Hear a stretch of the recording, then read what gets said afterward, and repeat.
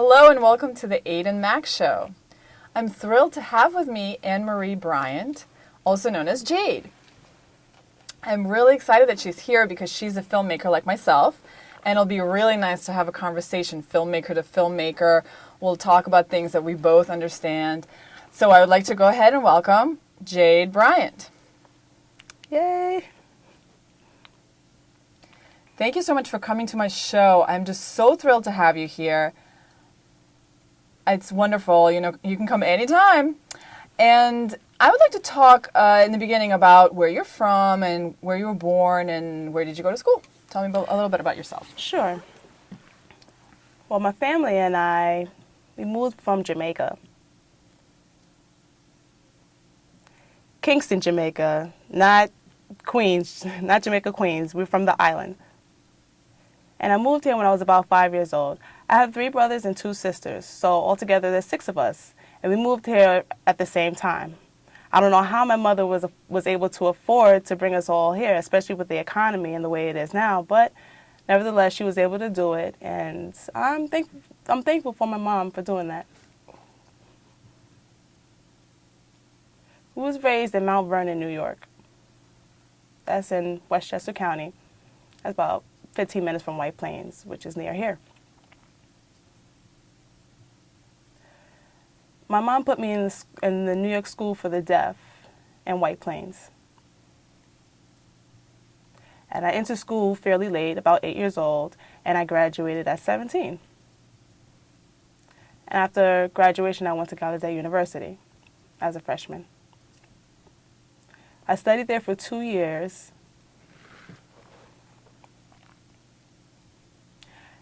Originally, I was offered a scholarship to go to Iona College to play softball. It was a softball scholarship. However, I decided to go to Gallaudet, and I didn't have a scholarship or any kind of financial support. I did that because I wanted to find my identity and be more independent. I wanted to learn more about my culture and more so about myself. I also wanted to find my passion. And I also wanted to play basketball for Gallaudet as well. So after about 2 years, I was pretty much done with Gallaudet and transferred to FIT. FIT? It's a university for fine arts. Before then, my background was in sports, and I played all sports. I played basketball, volleyball, and even softball. I even ran a little track. And in high school, I didn't have track as a program, but I participated in it in Gallaudet, and I took up physical education as my major. So I took PE courses at Gallaudet, and I realized it's not really what I wanted to do. I was in the arts, and remember I told you I was looking to find myself.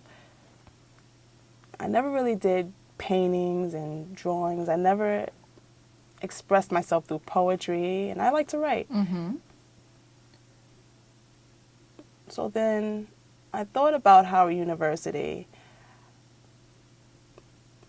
I've been to D.C., but I wasn't sure about it. I was already accepted to Howard, so I had 2 options, either to stay in D.C. or go back home to New York. And you asked me before, why did I choose FIT? Oh, no, I was wondering what FIT stands for. Fashion Institute of Technology. It's like RIT. But for fashion, right? Right.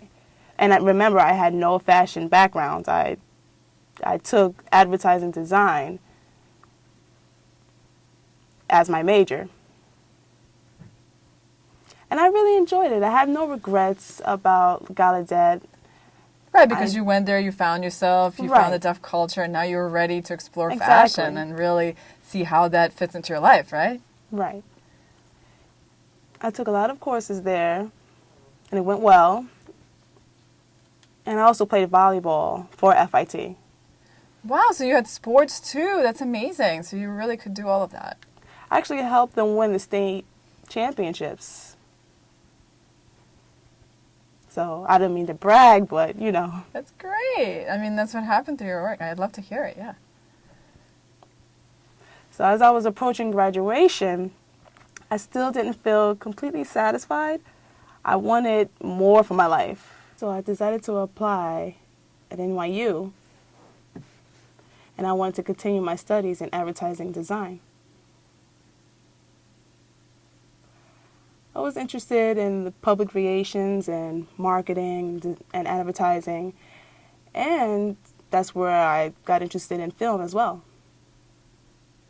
But NYU didn't have a lot of those programs, so I met with an advisor, and I told my advisor what I liked, what I didn't like, and she asked me if I was interested in film. I told her yes. I told her I wanted to try my hands on film and dabble in it a little bit. And it seems like film found me because I became very interested. And I just took it from there and became completely immersed in film. And that was back in 1989. I graduated from FIT with my associates and NYU with my BFA. So they put me on academic probation because my GPA wasn't quote unquote honorable. It didn't meet their standards. So the next semester I gave up my social life pretty much. I stopped partying all the time, every weekend. See, at FIT, I was partying almost every weekend, and I was still able to maintain my 3.0 GPA and stay up all night to study and cram for tests. The curriculum expectations were a little different, but here at NYU, you can't do that. Yeah, I remember it's a great university where they have really high expectations and also very expensive. So, Right, exactly. So I made it my business to focus and to pull my grades up so I can enter the program and breathe easily, because I was very anxious. You know what I mean? Right, yeah. So my academic advisor and we had a good relationship. She's a black woman as well. And she understood my needs. She was very sensitive to them. And any problem I had, whether it was with an instructor or any other services, she helped me out. And she helped me get the things I needed. And I was able to receive my BFA in film back in 1993, which was quite an accomplishment for myself. Wow, that's great. And you were going places already. Well, before I graduated, I thought maybe I could try my hand at getting my master's. And I thought maybe I can get my master's or experience life. So I decided to do was put the master's on hold, and that's where I am today. Yeah, and over so many years where you've made so many films, I'm Yes. just so impressed with your persistence, your determination. Thank you. And your willingness never to give up. And your ability to get through all those obstacles. I can only imagine how many. I mean, countless obstacles. And yet you keep going. So I'm sure that in all of those situations, going through the different colleges, going to Gallaudet, where you can sign directly to the people, and then using interpreters at FIT and NYU, just following their high expectations. I'm just wondering if you can tell us about your experience being a deaf black woman and what challenges you've had to overcome through all of those experiences. Well, I could speak on one experience at NYU in particular. There was a course I took. I can't remember the exact name and the professor. I don't remember. However, I do remember the experience vividly. So I took up a drama class. Anybody who took film as a major needed to take drama to work with other actors. And I also wanted to learn how to act as well. So we all did some role playing, and I was the only deaf person there with the interpreter. And the instructor didn't like the idea of having an interpreter present because he felt that in a real life situation there would be no interpreter, and he wanted me to feel the experience of frustration. So I went to my advisor and the interpreter for the course. That way I have accessibility to communication with everybody. And I felt insulted and it took a shot at my self-esteem. I explained to my advisor, that I needed my interpreter there, and my advisor told me that I could either drop the course or continue. So I decided to stay and meet that challenge and try to figure out some strategies in order to make this work. So I discussed with my interpreter how we can make this work. So my interpreter gave me some instructions, some guidelines, I should say, about how to fix the situation. So my interpreter would tell me what I needed to do, and then she'd stand off to the side, and then the other actor would come up to me and talk to me, and then I'd just feel the frustration rising, and I couldn't understand what the person was saying. And from time to time, I would cheat a little bit, and I would look on my peripheral to see the interpreter. Right, of course, you have to do that. If you get so frustrated, you have to look at the interpreter and know what's going on. I mean, it's not easy. Right. And it was an eye-opener, and I was grateful for the experience because it was a lesson learned. It taught me something. It taught me that obstacles like this happens all the time, and I need to overcome them. At FIT, I experienced another situation where the professor himself was black, like me. And he didn't like the idea of the interpreter standing next to him. So he asked the interpreter to move and sit somewhere in the back. And I explained to him, no, the interpreter has to sit in front of me. How was I able to see the interpreter? I don't have eyes in the back of my head. I needed the interpreter in front of me. So he needed to stand next to you. And the instructor became very irate, was upset. So I explained to the counselor what happened. And they knew each other, the counselor and the instructor.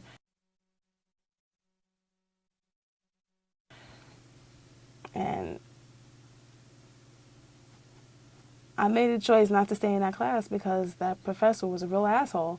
Oh, I'm sorry. Sorry, don't use that language here. It's all right. Just keep going. It's okay. Okay. No, it's all right. I mean, this point of the show is to keep it clean, but let's keep going. It's fine. Okay. Right. It's all right. It's all right. Keep going. Edit that out. But he was not nice. He wasn't pleasant at all. And I decided I wasn't going to suffer through that class. So I dropped it and took another one. I felt like I did not need to put up with that. Both experiences were different. However, I learned that in both cases, the professors did not know how to work with interpreters. At FIT, he literally threw us both out of the class. Oh, that's not good at all. I would probably take action against the school because I thought that just wasn't fair. But those two experiences taught me something. It taught me to stand up for myself and be confident. This is an environment of higher learning. Yeah, but it's interesting that this professor was black himself. I'm sure he's experienced oppression, and here he was oppressing you. Wow, it's just such a huge conflict for me. I mean, I can understand if it were coming from a white person, but in this case, it's like, I mean, I understand. And so through all of these experiences, how do you see yourself now, what you've become? I mean, I think it's great, and it's made you stronger, definitely. And remember, back then, there were not a lot of awareness about deaf rights. Mm-hmm. And, of course, now you look back and you say, I should have done something about it or taken action, but you still kept going. And so the professor who kicked you out, did you end up taking another class with another professor? Yes, I did. And I was happy there. And this professor was very friendly and pleasant, and he worked well with my interpreter. And that course was a new experience for me because I started to go in from that point on and explain to the professor, I have an interpreter and I need him for communication accessibility. And I also explained that the interpreter wasn't there to come and take her position. The interpreter was there for me. I'm the student.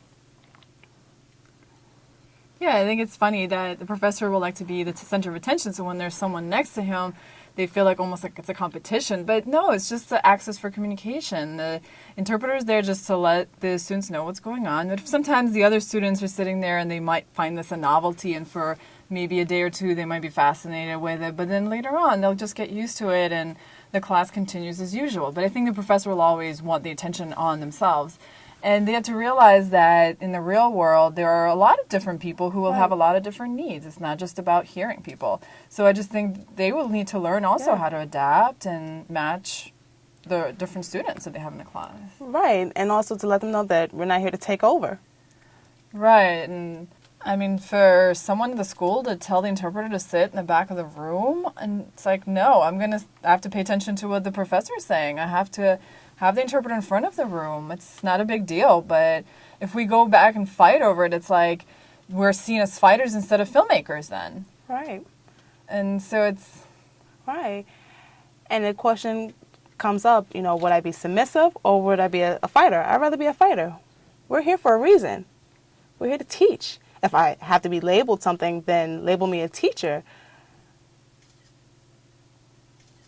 Our job is to advocate to others, not only for ourselves, but for other people, and to make sure that there's services available for them. Right, and of course, I mean, I can't sit still when there's an injustice going on. I just speak out. Right, I have agree. to. I agree. And that's why people will often hold it against me. But I'm only here to show my talent, not to be a fighter. And then, of course, I start getting this reputation as a fighter. Right. But then when people see our work, they realize how much more powerful it is because we bring these types of experiences with it and we bring it into film. So I think it's great. Right. And the people who we teach, they're usually very grateful and appreciative because we give them some information about their approach or their wrongdoings or maybe their ignorance. And some people are not willing to accept what we have to say, and it's really tough to get through to them, but you just have to learn to just let go. Yeah, and also this way the instructor will know for next time what to do with a deaf student. Of course, now we're in the front lines, we're in the front lines of the battle, we're getting shot in the chest and everything, but the people who come after us, they will know then what to do with them from the lessons that we taught them. And so now I'm really excited to talk about your new film, The Shattered Mind, right? So do you mind talking a little bit about that? Sure. Well, it was called The Shattered Mind. I don't know how to sign it. I was going to... Right, Shattered Mind, right. I'm going to condense this as much as possible, but it was first shot while I was studying at NYU. And it was under a different title, too. It was called Cutting the Edge of the Free Bird. And it was about a mother-daughter relationship where the mother wanted to send her daughter up to Gallaudet University. However, the daughter didn't want to go. The daughter wanted to experience what the hearing world was like. And the mom was adamant about her going because she was an ASL user. So there was a conflict there, and she tried to encourage her daughter to go, but the daughter protested against her and didn't want to go. And the film was very short. It was about 15 minutes, and guess who won? Right, of course. I see the conflict there, yes.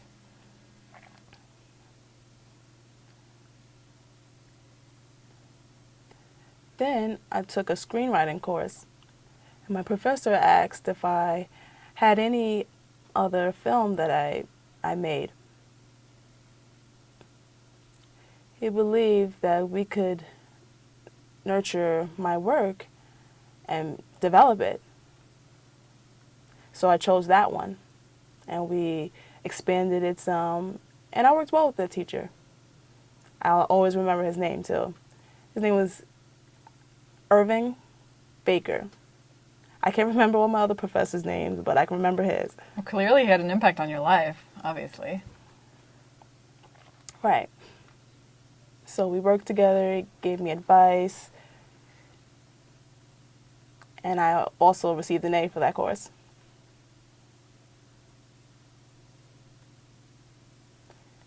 And then the experience was great. It taught me a lot. And I learned that I had a craft in writing. So I decided I wanted to pursue writing and screenwriting.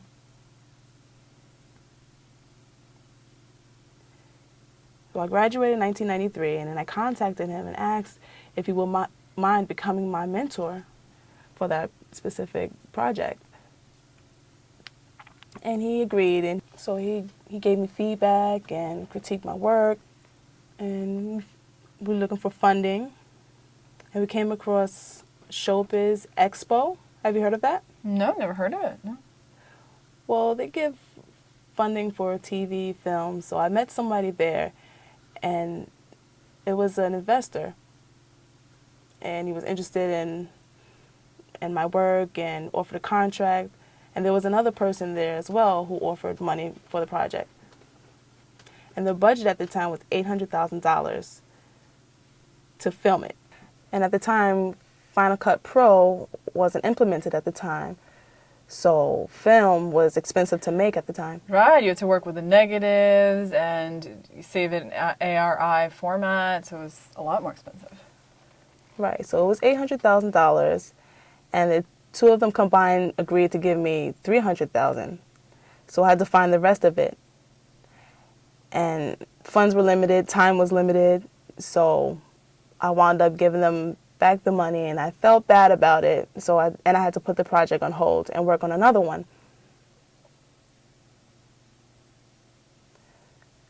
And I picked the script back up back in 2006, 2007, around that time, and I made more changes. There were a lot of changes made, and edits. And I decided maybe I could try to raise the money myself. And we came across Kickstarter. Kickstarter is a company that helps filmmakers and investors raise money for their specific projects. Mm-hmm. Yeah, I know about it, yeah. They weren't interested in funding money for personal needs like medical or rent or anything like that. They weren't interested in that. They were just focused on the project itself and the arts.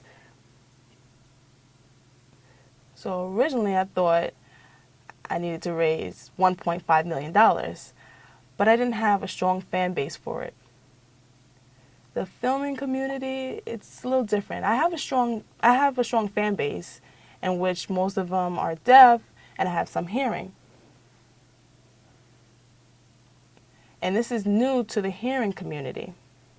Deaf community, they know me, they know Jade, they know my work, but the concept of giving was different. Yeah, it's very limited because I think deaf people themselves are struggling with money, they feel oppressed, and so they're a little bit less willing to give. So now you have to reach out to the hearing community where people are more comfortable to give, their job access is a little easier, so I do understand what you mean. Right.